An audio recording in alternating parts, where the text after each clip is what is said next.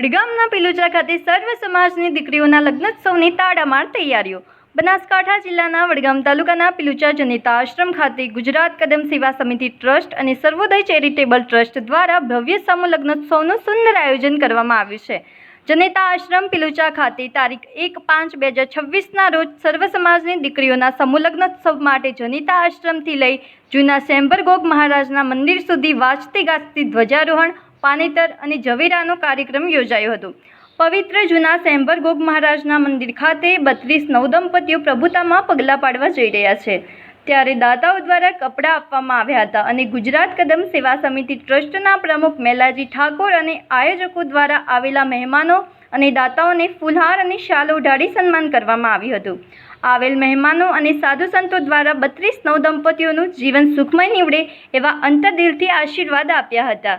બનાસકાંઠાની ઝડપી અપડેટ જોવા માટે અમારી ચેનલને લાઇક, શેર અને સબસ્ક્રાઇબ કરો.